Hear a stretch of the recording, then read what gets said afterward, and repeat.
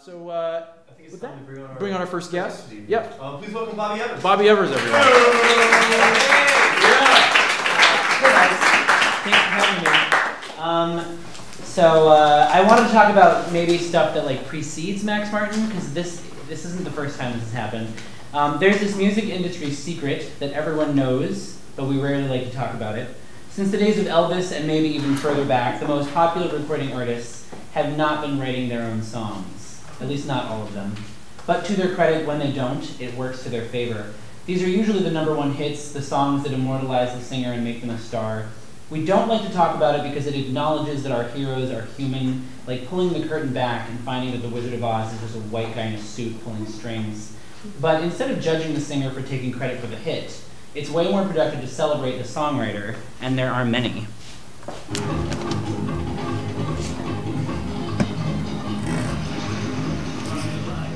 Elvis Presley had a fascinating character named Doc Pomus. He was stricken with polio as a boy and was not as successful as a performer, but after receiving a $1,500 royalty check in 1957 for Young Blood by the Coasters, he realized that writing songs for other people could be incredibly lucrative, and he had a family to support. He wrote or co-wrote the following roster of memorable titles: A Teenager in Love, This Magic Moment, Lonely Avenue for Ray Charles, and for Elvis he wrote Surrender, Viva Las Vegas, Turn Me Loose, Suspicion, and I Need Somebody to Lean On. He's written for B.B. King, Dr. John, and a host of others you may or may not have heard of. Pomus has been celebrated for his contributions to popular music in a number of ways, but my favorite, which is how I heard of him, is in a song written by Nick Hornby. In the spirit of writing songs for other people, Nick Hornby collaborated on an entire album of songs with Ben Folds, Hornby writing the lyrics and Folds composing the music and singing. Not incidentally, it is one of Ben Folds' best solo records. The album is named Lonely Avenue after the song Pomus wrote for Ray Charles.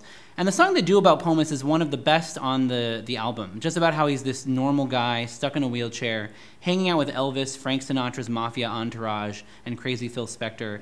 And it acknowledges that all of the songs he was writing were about sadness, misery, and heartbreak.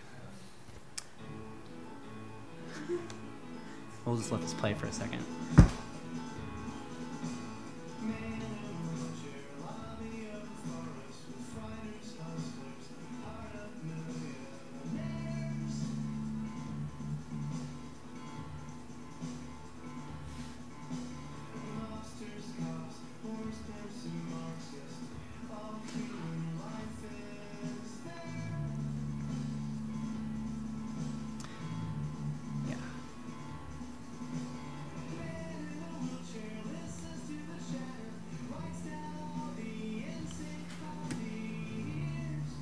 It's certainly not a glamorous gig, and at times it can be completely thankless. This year's Oscar winner for Best Documentary went to a film you should all see called 20 Feet from Stardom, which shines the spotlight on backup singers. The most heart-wrenching story in the film for me is when Darlene Love sings vocals on the most recognizable Christmas song of the 60s, Christmas Baby, Please Come Home, and she thinks it's going to make her a star.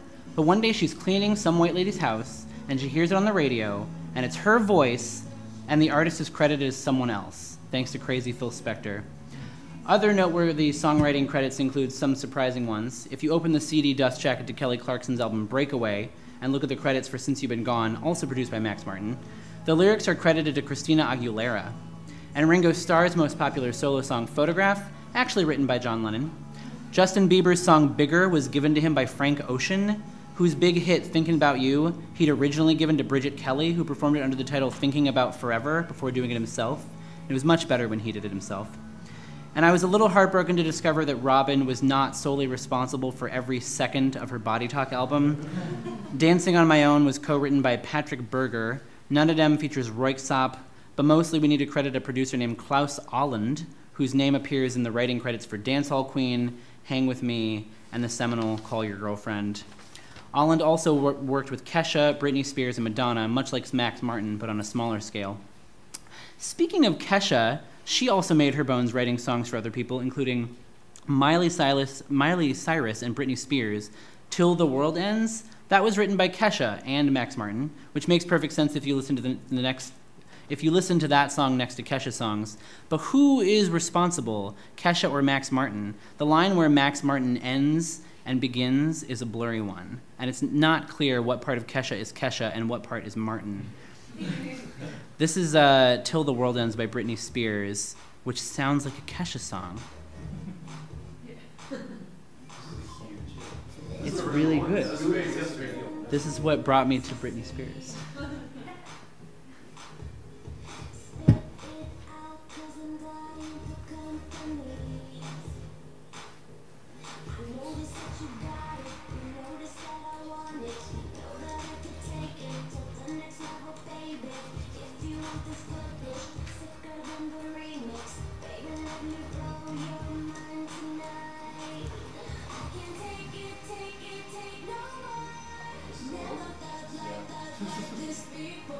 Yeah.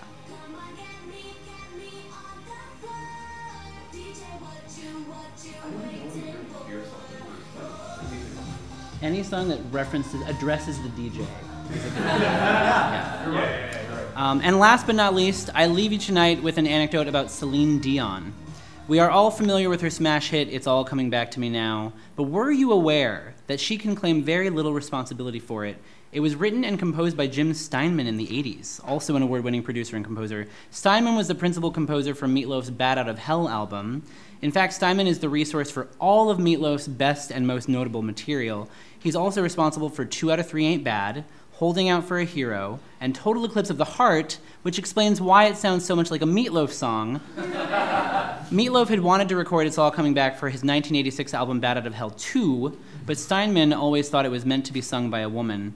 Apparently he was so protective of his songs that he won a court movement preventing Meatloaf from doing a version of it. The first version was released in 1989 by a group called Pandora's Box, which was just an assemblage of female vocalists Steinman had worked with on Bat Out of Hell. Like, he just owned them. They weren't their own band, and then Celine Dion recorded and released her version in 1986 to become one of her signature songs, and it was just like a smash. And then finally, Meatloaf released his version 10 years later for Bat Out of Hell 3. You can notice the similarities in both the recording and the video itself. Is there a way to like look at the video of it? Like behind the thingy? No. Okay.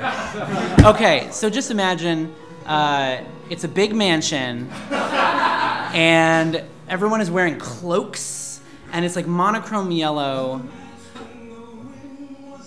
It's Meatloaf.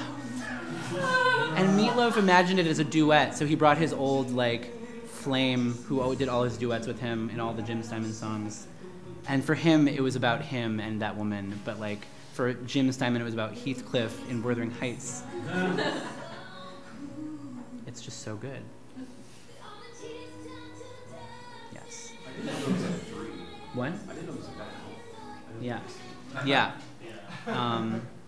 I don't know. I've been listening to a lot of Light FM lately. And this has just been like haunting my dreams.